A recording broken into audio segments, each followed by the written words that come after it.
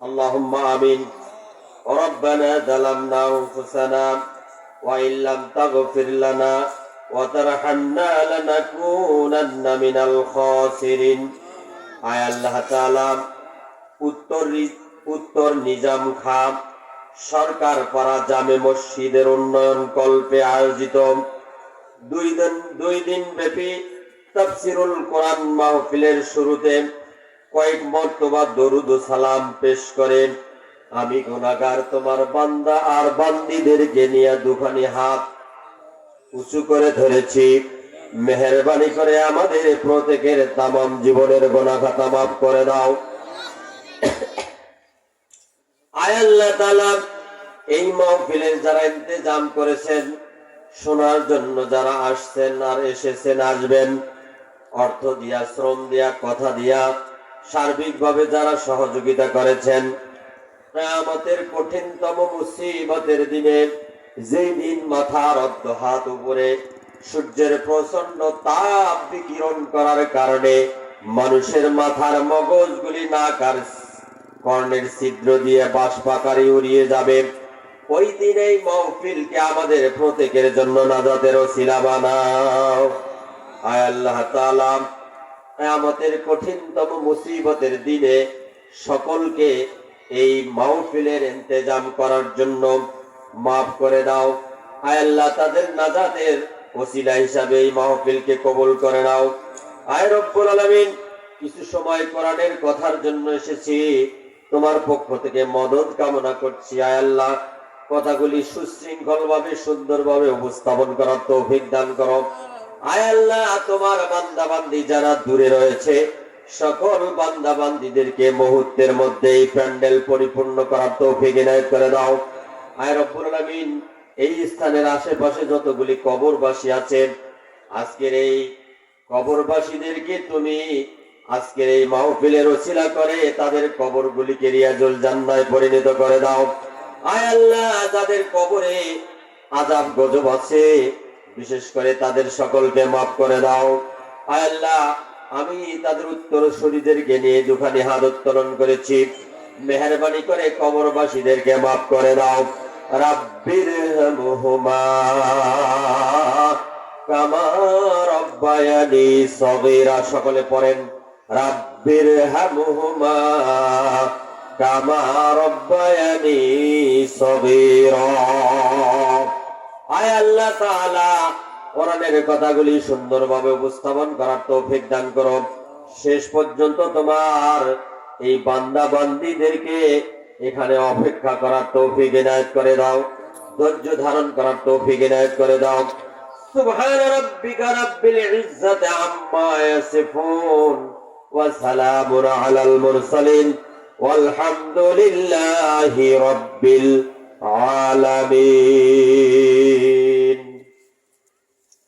জনাব অধ্যকার মাহফিলের সম্মানিত সভাপতি জনাব অধ্যাপক শহীদুল ইসলাম মঞ্জু, আমির, সুন্দরগঞ্জ উপজেলা, বাংলাদেশ জামাত ইসলামী, আজকের এই তাফসীরুল কোরআন মাহফিলের সভাপতিত্ব করার কারণে আল্লাহ পাক এই ভাইয়ের জীবনের সমস্ত গুনাহ খাতা মাফ করুক। জোরে বলেন আমিন।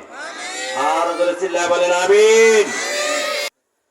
সেই সাথে আজকের এই তাফসীরুল কোরআন মাহফিলের সম্মানিত প্রধান অতিথি জনাব অধ্যাপক মাজিদুর রহমান, সাবেক উপজেলা চেয়ারম্যান সুন্দরগঞ্জ ও নায়েবে আমির, বাংলাদেশ জামাত ইসলামী গাইবান্ধা জেলা শাখা। আল্লাহ পাক এই ভাইকে দ্বীনের নেতৃত্ব এবং এই দেশের মানুষের নেতৃত্বর যোগ্যতা আল্লাহ তার মধ্যে দিয়ে দিক। সকলে বলে আমিন। আর বলেন আমিন।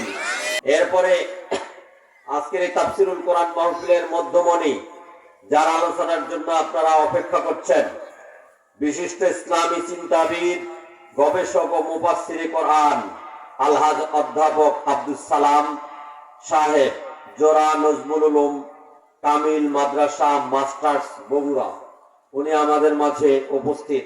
আল্লাহ পাক তাকেও দ্বীনের জন্য কবুল করুক। জোরে বলেন আমিন। আজকে সম্মানিত উপস্থিতি, এই মাহফিলে আপনারা এসে খুশি না বেজার? কম না বেশি? জোরে বলেন, কম না বেশি? যারা বেশি খুশি আমি তাদেরকে দেখতে চাই, কারা কারা বেশি খুশি? হাতগুলি দেখতে চাই, কারা কারা বেশি খুশি? একটা জোরে তাকবীর দিবেন। মহব্বতের সাথে এই তাকবীরে আপনার আমলনামায় 60 বছর নফল ইবাদত করলে যে সওয়াব হবে সেই পরিমাণ সওয়াব আপনার আমলনামায় লেখা হবে। জোরে বলেন সুবহানাল্লাহ, আরো জোরে বলেন সুবহানাল্লাহ। তাহলে জোরে মহব্বতের সাথে একটা তাকবীর দিবেন, আমি সহযোগিতা করব। লিল্লাহি তাকবীর, লিল্লাহি তাকবীর। আল কোরআনের আলো সারা বিশ্বে জালো, কোরআন হাদিস যেখানে, কোরআন হাদিস নাই যেখানে, জুয়ার আসর যেখানে, মদের আসর যেখানে, চুরি চামারি যেখানে, লিল্লাহি তাকবীর। চলবে ভাই, চলবে। কথা ওপেন বলবো, আপনারা যদি ধারণ করে এটাকে রিপ্লাই করেন, উত্তর যদি দেন, আপনাদের জবানে আল্লাহর রহমত বর্ষিত হবে এবং এইটা রেকর্ড থাকবে। সব রেকর্ড হচ্ছে। এই রেকর্ডকৃত দাবি দিয়ে আপনি একদিন আল্লাহর কাছে জান্নাতের দাবি করতে পারবেন। জোরে বলেন ঠিক না বেঠিক? আর যদি মুখ বুজে থাকেন, আপনার রেকর্ড থাকবে না, আল্লাহর কাছে দাবিও করতে পারবেন না। এই জন্য কথাগুলি বুঝলে ইয়েস নট বলবেন, ভালো হবে। আপনাদের কপাল খুলবে আপনাদের। আল্লাহ পাক আমাদের সকলকে কবুল করুক। জোরে বলেন আমিন। ওমান ভাইরা, আল্লাহ রাব্বুল আলামিন পবিত্র মহাগ্রন্থ আল কোরআনের মধ্যে বলেছেন, যালিকাল কিতাবু লা রাইবা ফীহি। এটা এমন একটি গ্রন্থ, নো ডাউট ইন ইট, এর ভিতরে কোনো প্রকার সন্দেহ নাই। জোরে বলেন সুবহানাল্লাহ, আরো জোরে বলেন সুবহানাল্লাহ। এরপরেও সেই সময়ে কিছু লোক ছিল আবু জেহেলের উত্তরসূরি, আর কিছু লোক ছিল ওই আবু জেহেল মার্কা লোক। আবু জেহেল নবীজিকে সত্য নবী জানার পরেও একেবারে বাস্তব, তার ঘরের সাথে ঘর, তিনি তার জন্ম দেখেছেন, নবুয়ত দেখেছেন, ওহী দেখেছেন। সবকিছু দেখার পরেও, সত্য জানার পরেও নবীজিকে নবী মানেন না। এরকম লোক আছে না নাই? সম্মানিত ভাইরা, জোরে বলেন, এরকম লোক আছে না নাই? হুবহু সত্য জানার পরেও, একেবারে সলিড ভাবে সত্য জানার পরেও সত্যকে স্বীকার করে না নিজের স্বার্থের কারণে। এরকম লোক সমাজের ভিতরে তখনও ছিল, এখনো আছে, ভবিষ্যতেও এই লোকগুলি থাকবে। এদেরকে চেনা দরকার আছে না নাই? এরা হলো মুনাফিক, এরা হলো কাফির, এরা হলো মুশরিক, এরা হলো ইহুদি, এরা হলো খ্রিস্টান। এই সকল বদমাইশেরা, এরা আল্লাহর নবীর তন্ত্র মন্ত্র, আল্লাহর নবীর ওহীর জ্ঞান জানার পরেও এরা নবীজিকে স্বীকার করে নাই। জোরে বলেন ঠিক না বেঠিক? সম্মানিত ভাইরা, সেই দলের প্রধানের নাম ছিল হলো আবু জেহেল। কি নাম ছিল? আবু জেহেল, উতবা, সাইবা, রবিয়া আর আরব জাহানের মধ্যে এরা ছিল গোত্রের প্রধান লিডার ছিল, এরা নেতৃস্থানীয় ব্যক্তি ছিল। ওরা যা বলতো তাই হতো, সমাজের মধ্যে সেটা আইনে পরিণত হতো। ও আমার ভাইরা, এই আবু জেহেল সেই দিন কোরআন যাতে মানুষ শুনতে না পারে, কোরআনের কথা মানুষের কাছে যেন পৌঁছিতে না পারে, এই জন্য সেই দিন একটা আইন পাশ করে দিয়েছিল, আমরা কোরআন শুনবো না, কোরআন যেন মানুষ শুনতে না পারে। এই জন্য তোমরা হট্টগোল করো, গন্ডগোল করো, 144 ধারা জারি করো, আর যেভাবে হোক কোরআনের আসর যেন জমাইতে না পারে। এই জন্য তোমরা বিভিন্ন ধরনের ফতোয়া ফাতি দিয়া, বিভিন্ন ধরনের ষড়যন্ত্রমূলক কথা দিয়া এদেরকে আটকে রাখো। এইরকম ষড়যন্ত্র আবু জেহেল করেছিল এবং একটা আইন পাশ করেছিল। অথচ রাতের আধারে আবু জেহেল নিজেও গিয়া কোরআন শরীফ শুনতো। নবীজি গভীর রাতে কোরআন শরীফ যখন খুলে পড়ছিলেন, আবু জেহেল ঘরের পাশে গিয়া ওই কোরআনের বাণীগুলি শুনতো। আর শুনে সে আশ্চর্য বোধ করত, হায় রে, এই কথাগুলি তো মানুষের তৈরি করা কথা নয়। সে ভালো করেই বুঝেছে, কারণ হলো কোরআনের ভাষা আরবি, আর ওই আবু জেহেলের মুখের ভাষা, মাতৃভাষাও ছিল আরবি। আরবি ভাষায় যদি কথা বলি আপনি কি বুঝবেন? সবগুলো বুঝবেন না। আমাদের ভাষা হলো বাংলা। কি ভাষা? বাংলায় যদি যত প্রকার গালি হোক, আর হলো প্রশংসা হোক, আর খারাপে হোক আর ভালো হোক, যেটাই বলুক, বলার সাথে সাথে আপনারা বুঝবেন কি বুঝবেন না? আবু জেহেল বুঝতে পেরেছে, কোরআনের কথা নাজিল হওয়ার সাথে সাথে রসুলের প্রতি যখন কোরআনের কথা নাজিল হয়েছে, সঙ্গে সঙ্গে আবু জেহেল এটা বুঝতে পেরেছিল।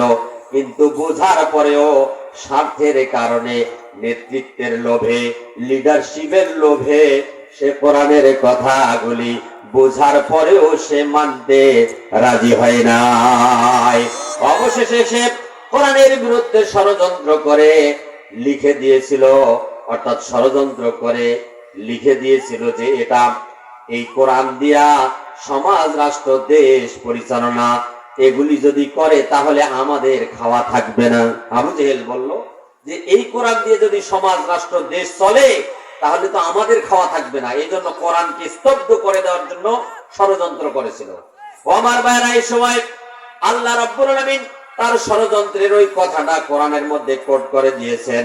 আল্লাহ পাক বললেন, হে নবী, আপনার ওই কোরআন দিয়া, কোরআনের বিরুদ্ধে ষড়যন্ত্র করলো আবু জেহেল, একটা আইন পাশ করলো, শুনে রাখো। নবীজিকে আল্লাহ জানিয়ে দিলেন, অকালাল্লাযীনা কাফারু লা তাসমাউ লিহাযাল কুরআনি ওয়ালগাউ ফীহি লাআল্লাকুম তাগলিবুন। নবীজিকে জানিয়ে দিচ্ছেন, হে নবী, আবু জেহেল আইন পাশ করলো কোরআনের কথা যাতে মানুষের সমাজের মধ্যে আপনি প্রচার করতে না পারেন, এজন্য সে আইন পাশ করলো যে গন্ডগোল করবে, হই হাল্লা করবে, ফিতনা ফাসাদ সৃষ্টি করবে, নানা ধরনের ষড়যন্ত্রমূলক কথা বলবে ইত্যাদি বলে এই কোরআনের কথা যেত মানুষের কাছে পৌঁছিতে না পারে, এই জন্য সে এই আইন পাশ করে দিল। সতর্ক করে দিলেন আল্লাহ রসুলকে। সম্মানিত ভাইরা, সেই দিন এই ষড়যন্ত্র হয়েছে। আজকে এই ষড়যন্ত্রের লোক কিছু আছে, কোরআনের কথা শুনলে 160 ডিগ্রি জ্বর আসে না? কোরআনের কথা শুনলে কয় এত শুনিয়ে কি লাভ, সারা বছরে হচ্ছে, প্রতিদিনে 10-12টা করে হচ্ছে, আবার মাসের মধ্যে মনে হয় যে এরকম 50-60টা মাহফিল হয়ে গেল, আনাচে কানাচে হচ্ছে, ওই মানুষের তো পরিবর্তন হয় না। এরকম কথা বলে, নাকস মার্কা কথা, এমন কথা বলে আপনাদেরকে ফিউজ করে দেয়। যারা বলেন ঠিক না ঠিক?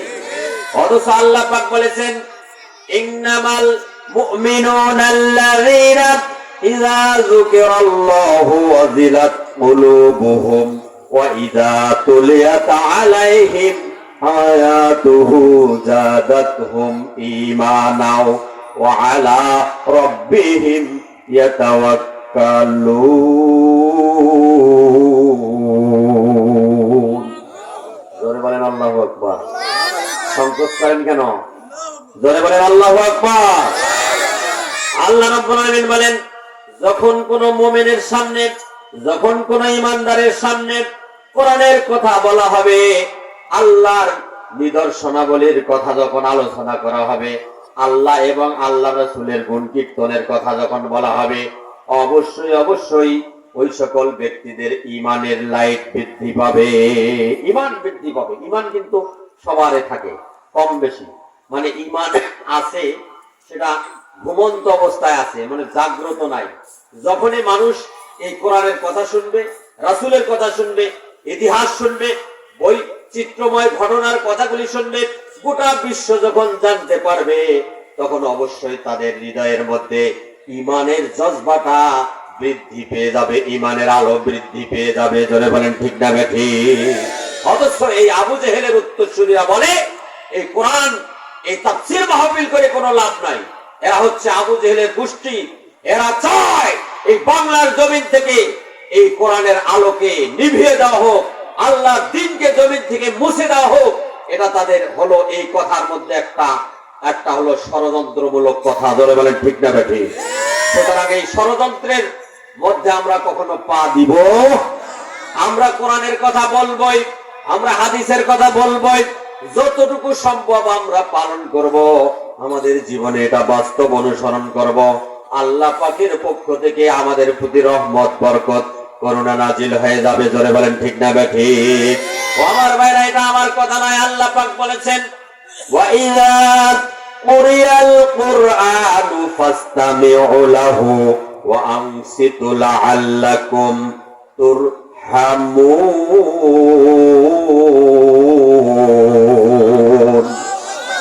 আমার আল্লাহ পাক বলেন, যখন কোথাও কোরআনের কথা বলা হয়, কোরআনের আলোচনা হয়, সেখানে তোমরা চুপ থাকো এবং শ্রবণ করো। তোমাদের উপরে আল্লাহর পক্ষ থেকে নাজিল হবে রহমত বরকত এবং করুণা। কে বলেছেন ভাই? এটা কিন্তু ঈমানের কথা। কে বলেছেন?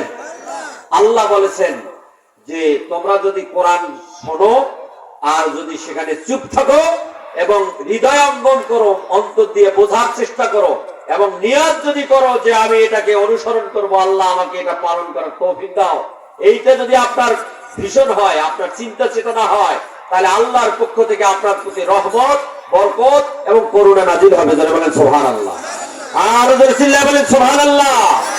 সুতরাং এই কোরআন আমাদের মাঝে আল্লাহ রাব্বুল আলামিন রহমত স্বরূপ প্রেরণ করেছেন। কোরআন হলো মানুষের শেফা। এই কোরআন দিয়া যদি ব্যক্তি, সমাজ, রাষ্ট্র, আপনার পরিবার সবখানে যদি কোরআন অনুসরণ করেন, কোরআন দিয়ে যদি বাস্তবতার ভিতরে যদি আপনি পরিচালিত হন, আল্লাহ রাব্বুল আলামিন চ্যালেঞ্জ দিয়েছেন এই কোরআনটা আপনার জন্য ঔষধ হিসাবে কাজ করবে। ঔষধ বুঝেন তো? রোগ হলে কি খাওয়া হয়? ঔষধ খাওয়া হয়। রোগটা নিরাময় করার জন্য ঔষধ খাওয়া হয়। আর কোরআন যদি আপনি অনুসরণ করেন, আল্লাহর কসম করে বলি, আপনার এমনিতে যত রোগ ব্যাধি হবে, কোরআন আপনি পড়লে, কোরআনের যদি ধাঁচে আপনি চালাইতে পারেন জীবনটা, আপনার এই সকল রোগ ব্যাধি আল্লাহ মাফ করে দিবেন। ধরে বলেন সুবহানাল্লাহ। এই জন্য কোরআনকে শেফা বলা হয়েছে, আরোগ্য। সম্মানিত ভাইরা, কেন রোগ হয়, কেন ব্যাধি হয়? নিজে রাখেন। কেন রোগ হয়, কেন ব্যাধি হয়? একটা মানুষ যখন তার জীবন পরিচালনা করতে গিয়ে পরিষ্কার পরিচ্ছন্ন থাকে না, পরিষ্কার খাদ্য খায় না, যখন ভালোভাবে চলে না, যেমন তেমন ভাবে গরু ছাগলের মতো চলে, পরিষ্কার পরিচ্ছন্ন নাই, যেমন তেমন ভাবে খায়, যেমন তেমন ভাবে পরিষ্কার কোনো কিছু নাই, এই ব্যক্তিটা আর একটা পরিষ্কার পরিচ্ছন্ন ব্যক্তি, বলেন তো দুইটা ব্যক্তি কখনো সমান হতে পারে? একটা মানুষ যখন অপরিষ্কার অপরিচ্ছন্ন এরকম জীবন যাপন করবে, তাদের মধ্যে ডিজিজ আক্রমণ করবে, মানে রোগ ব্যাধি তাকে ধরে ফেলবে। আর যদি সে ভালোভাবে পরিষ্কার পরিচ্ছন্ন জীবন যাপন করে, অন্তত পক্ষে কিছু রোগ আছে, এই যে নোংরা জনিত রোগ, ডিজিজ, এগুলি আপনাকে আক্রমণ করবে না। ধরে বলেন ঠিক না বেঠিক? সুতরাং আপনাকে এভাবে চলতে হবে। কোরআন যদি আপনি অনুসরণ করেন, এটা সেবা হিসাবে কাজ করবে। আপনার পরিষ্কার পরিচ্ছন্নতা থাকা, উযু গোসল করা, সবকিছু নিয়মতান্ত্রিক, খাওয়া দাওয়া, উঠা বসা সব যদি ইসলামী হুকুমত মতো হয়, আপনার কোন রোগ ব্যাধি আল্লাহ দিবেন না। দিবেন হয়তো, কিন্তু সেটা কম হবে। জোরে বলেন ঠিক না বেঠিক? সম্মানিত ভাইরা, এই জন্য আমাদেরকে কোরআন অনুসরণ করে চলতে হবে। আল্লাহ পাক আমাদের তৌফিক দান করুক। সকলে বলে আমিন। সম্মানিত ভাইরা, আমাদেরকে মুমিন হতে হবে। কি হতে হবে? মুমিন হতে হবে। মুমিন হওয়ার জন্য আমাদেরকে কিছু কোয়ালিটি, গুণ অর্জন করতে হবে। কিছু গুণ থাকা দরকার। এই গুণগুলি যদি আমরা অর্জন করতে পারি, তাহলে আমরা প্রকৃতভাবে মুমিন হতে পারবো। আল্লাহ পাক কোরআনুল কারীমের সূরা ফুরকানের ভিতরে এই মুমিনের কোয়ালিটি, গুণ সম্পন্ন কিছু কথা বলেছেন। কি কি গুণ থাকলে আপনি একজন মুমিন হতে পারবেন, একজন বিশ্বাসী ব্যক্তি হতে পারবেন, আল্লাহ রাব্বুল আলামিন আপনাকে মুমিন হিসাবে স্বীকৃতি দিবে, সেই গুণগুলি কি আপনার মধ্যে থাকা দরকার আছে না নাই? জোরে বলেন আছে না নাই? গুণ আমাদের দরকার আছে না নাই? এই গুণগুলি অর্জন করতে হবে। সম্মানিত ভাইরা, আমি সেই দিকে যাব। কয়েকটা গুণের কথা বলবো। 13টি গুণের কথা বলা হয়েছে। এই 13টি গুণ যদি অর্জন করতে পারি, তাহলে আমরা প্রকৃত একজন মুমিন। আর আমাদের ঠিকানা হবে ওই জান্নাত, যার তলদেশ দিয়ে ঝর্ণা প্রবাহিত। এমন সুন্দর ঝর্ণা, যেখানে দুধের ঝর্ণা, যেখানে মধুর ঝর্ণা, যেখানে থাকবে একেবারে পিস করা গোস্তের টুকরা থাকবে, সেখানে কলিজা, সেখানে থাকবে ভুনা করা পাখির গোস্ত, সেখানে থাকবে মনোরম শীতল করা দৃষ্টি সাহনি মুগ্ধ করা এমন দৃশ্য যা পৃথিবীতে কোথাও আপনি দেখেন নাই। এমন দৃশ্য সেই জান্নাত সমৃদ্ধ স্থান আল্লাহ পাক আপনার আমার জন্য রিজার্ভ করে রেখেছেন। যদি আপনি সেই রকম যোগ্যতা অর্জন করতে পারেন, এই গুণগুলি যদি অর্জন করতে পারেন, আল্লাহ পাক আমাদের সকলকে সেই গুণগুলি অর্জন করার তৌফিক দান করুক। সকলে বলে আমিন, জয় বলেন আমিন। ও আমার ভাইরা, সূরা ফুরকান আল্লাহ রাব্বুল আলামিন বলেছেন, ওয়াইবাদুর রহমানিল্লাযীনা ইয়ামশুনা আলাল আরদি হাওনাও ওয়া ইযা খাতাবাহুমুল জাহিলুনা ক্বালু সালামা। ধরে বলেন আল্লাহু আকবার। ব্যাটারি লুজ করলে হবে না। সুন্দরগঞ্জের সুন্দর মানুষ, ব্যাটারি কখনো লুজ থাকা যাবে না। কানেকশন খুব দৃঢ়ভাবে করতে হবে। আমাদের দ্বারা এই সমাজের পরিবর্তন হওয়া দরকার। এই বাংলাদেশের মধ্যে সুন্দরগঞ্জ একটি উল্লেখযোগ্য নাম। ধরে বলেন ঠিক না বেঠিক? শুধু উল্লেখযোগ্য নাম নয়, গোটা পৃথিবীর জমিনে এই সুন্দরগঞ্জ গাইবান্ধা একটা দৃষ্টান্তমূলক ইতিহাস তৈরি করেছে। যারা বলেন ঠিক না বেঠিক? সুতরাং আমাদেরকে চাঙ্গা হওয়া লাগবে, আমাদের যোগ্যতাকে বৃদ্ধি করা লাগবে। মেও মেও মেও মেও করলে হবে না, ঠিক না ভাই? মেও মেও করলে হবে না। আমাদের যোগ্যতা স্পিড দেখে বাতিলেরা যেন পলায়ন করতে বাধ্য হয়। জোরে বলে ঠিক না ঠিক? সম্মানিত ভাইরা, ইতিপূর্বে যারা এই দেশের ক্ষমতার মসনদে ছিল, সাবেক প্রধানমন্ত্রী শেখ হাসিনা সহ তার উত্তরসূরি যারা মন্ত্রী পরিষদের 300 সদস্য, এরা বাংলাদেশকে তছনছ করেছে। বাংলাদেশের অর্থ লুটপাট করে বিদেশের মধ্যে আলিশান বাড়ি, শতাধিক বাড়ি, এক একজনের 500-300 বাড়ির মালিক হয়েছে। সম্মানিত ভাইরা, এরা হলো কুলাঙ্গার। এই বাংলাদেশের মানুষ আজকে খেয়ে পরে তাদের বাসস্থান আজকে খুব নাজুক পরিস্থিতি। আজকে খাদ্য তাদের চাহিদা পূরণ হচ্ছে না। ধরে বলেন ঠিক না ঠিক? অথচ এরা বিদেশের মধ্যে বেগম পাড়া বানিয়েছে, লন্ডনে বেগম পাড়া বানিয়েছে, কানাডায় বেগম পাড়া বানিয়েছে। এই বাংলাদেশের নামে যেন একটা আলাদা জগৎ তারা তৈরি করেছে। এক একজনের 500, 600, 300, 400 বাড়ি। একজন ভূমিমন্ত্রী বাংলাদেশের ভূমি রেজিস্ট্রার, এই যে যিনি দলিল লেখেন, মানে দলিল পাস করেন, ভূমি রেজিস্ট্রার মন্ত্রী যিনি ছিলেন, তার 300টা বাড়ি, বিদেশে 300টা বাড়ি। ভাই আমি ধরি একজন মন্ত্রী যদি 300টা বাড়ি হয়, আর একটা বাড়ির মূল্য যদি ধরি 100 কোটি টাকা হয়, তাহলে 100 কোটি গুণন 300 গুণ করে দেখেন কত হাজার কোটি টাকা তারা লাপাত্তা করেছে। এটা হলো ভূমি মন্ত্রীর। এরপরে আর একজন মন্ত্রীর হিসাব শুনলাম, তার 500 বাড়ি। একটা বাড়ির যদি একদিন রাত থাকে, তাহলে 500 দিন লাগবে একটা করে বাড়ি ঠেকাইতে। ধরে বলেন ঠিক না ঠিক? তাহলে এরা কি অবস্থা করেছে বাংলাদেশের?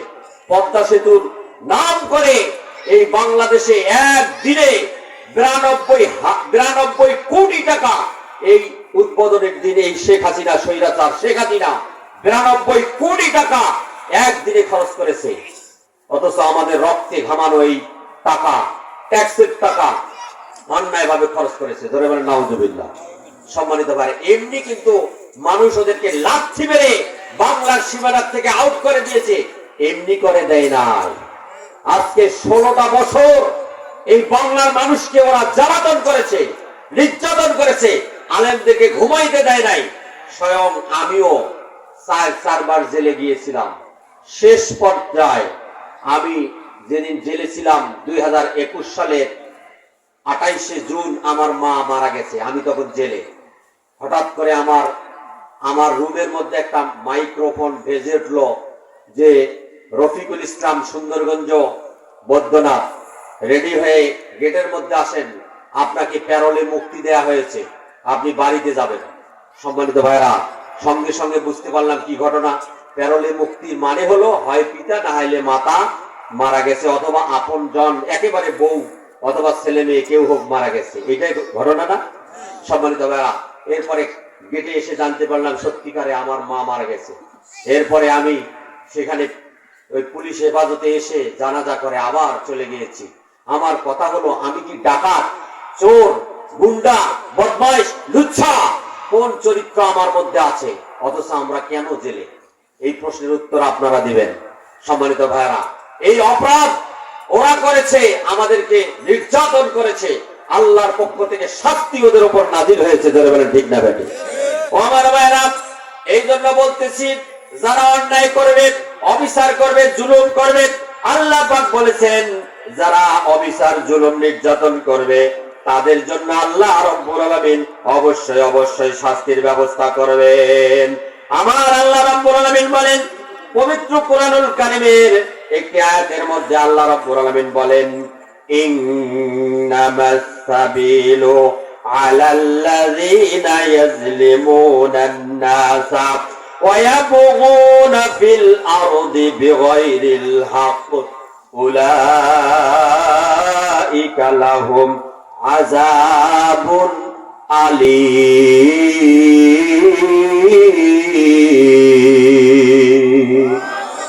আমার আল্লাহ রাব্বুল আলামিন বলেন, যারা মানুষের প্রতি ইন্নামাস সাবিলু আলাল্লাযীনা, আল্লাহ রাব্বুল আলামিন ব্যবস্থা গ্রহণ করবেন ওই সকল ব্যক্তির জন্য যারা নাকি আলাল্লাযীনা ইয়াজলিমুনান নাস, নাস মানে হলো মানুষ, দুনিয়ার যত মানুষ আছে, হোক না সে ইহুদি, খ্রিস্টান, বৌদ্ধ, মুসলমান, অমুসলমান, যে শ্রেণীর লোক হোক না কেন, মানুষ হয়ে মানুষের উপর অত্যাচার যারা করবেন, যারা মানুষের প্রতি জুলুম, নির্যাতন, অবিচার, ব্যভিচার এরকম নির্যাতন করবে যারা, আল্লাহ রাব্বুল আলামিন বলেছেন আখিরাতের আদালতে আমি আল্লাহ রাব্বুল আলামিন তাদের বিরুদ্ধে আমি নিজে বাদী হয়ে মামলা দায়ের করব।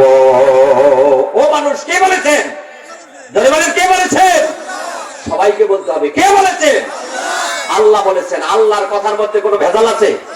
এই কথার মধ্যে কোনো ভেজাল আছে? তাহলে ভেজাল নাই, নির্ভেজাল কথা। আল্লাহ পাক বলছেন ইন্নামাস সাবিলু আলাল্লাযীনা ইয়াজলিমুনান নাস, অবশ্যই আমি আল্লাহ রাব্বুল আলামিন ওই সকল জালিমদের বিরুদ্ধে আমি নিজে বাদী হয়ে মামলা দায়ের করব। আখিরাতের আদালতে মামলা দায়ের করে তাদেরকে শাস্তির মধ্যে নিব। এই কথার মধ্যে কোনো ভেজাল নাই, আছে নাকি? ধরে বলেন আছে। দুনিয়ার মধ্যে কোনো বিচারককে যদি মামলা দায়ের করে টাকা ঘুষ দিয়া সেটা তছনছ করা যায়, যায় কিনা? কিন্তু আল্লাহর কাছে আখিরাতের আদালতে আপনি গোটা দুনিয়ার সমস্ত সম্পদ, সোনা রূপা, গয়না যা কিছু আছে সবকিছু দিয়া যদি শাস্তির থেকে বাঁচার জন্য সুযোগ গ্রহণ করেন, নট অ্যালাউ, একটাও গ্রহণ করা হবে না। ঠিক না ঠিক? আমার ভাইরা, এই জন্য আল্লাহ পাক বলছেন ওয়ায়াবগুনা ফিল আরদি বিগাইরিল হক, অন্যায় ভাবে যারা মানুষের প্রতি জুলুম, নির্যাতন করে, ব্যভিচার করে তাদের জন্য আমি আল্লাহ রাব্বুল আলামিন আখিরাতের আদালতের শাস্তির ব্যবস্থা করব। উলাইকা লাহুম আযাবুন আলীম। আর ওরাই হচ্ছে তারা যাদের জন্য আল্লাহ যন্ত্রণাদায়ক শাস্তি রিজার্ভ করে রেখেছে। সম্মানিত ভাইরা, বাঁচার কোনো উপায় থাকবে না। এই পৃথিবীতে তন্ত্র মন্ত্র, মন্টু সন্টু ফোন দিয়ে হয়তো বিচার ব্যবস্থাকে পাল্টাইতে পারে, কিন্তু আখিরাতের আদালতে সেটা করার কোনো সুযোগ নাই। সম্মানিত ভাইরা, স্লিপ আসছে, কথা কি বলবো, কেবল স্টার্ট অমনি ব্রেক, তাহলে হবে কথা? হবে কথা? বলেন হবে? যতটুকু হয় আলহামদুলিল্লাহ, যতটুকু হয় আলহামদুলিল্লাহ। বুঝতে হবে যে কথা বলতে পারবো, তবে সময়ের ব্যারিকেডের কারণে হচ্ছে না। আল্লাহ পাক কবুল করুন। ধরে বলেন আমিন। আরো ধরে বলেন আমিন। আমি যে কথাটি বলতে চাই, কমপক্ষে 13টি গুণ আমাদেরকে অর্জন করতে হবে। কয়টি গুণ? 13টি গুণ অর্জন করতে হবে ভাইরা আমার। এই 13টা গুণের মধ্যে 1 নম্বর গুণ হলো আপনি একজন মানুষ হিসাবে অবশ্যই বিনয়ী হতে হবে। কি হতে হবে? বিনয়ী।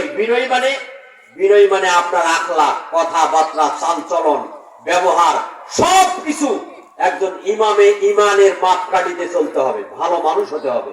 আপনি কখনো কাউকে ধোঁকা, কখনো কারো বিরুদ্ধে বিষোদ্গার, কখনো কাউকে মানে কটূক্তি করা, কাউকে কষ্ট দেওয়া, এরকম আচরণ আপনার করা সম্ভব নয়। আল্লাহ পাক বলছেন অবশ্যই আপনাকে বিনয়ী হতে হবে। ওয়াইবাদুর রহমানিল্লাযীনা ইয়ামশুনা আলাল আরদি হাওনা ওয়াইদা খতাবাহুমুল জাহিলুনা ক্বালু সালামা। আর যখন কোন জাহেল ব্যক্তি, 1 নম্বর গুণ হলো বিনয়ী হওয়া। কি হওয়া? বিনয়ী হওয়া। আপনার চালচলন, আচার আচরণ অবশ্যই ভালো মানুষের মতো একজন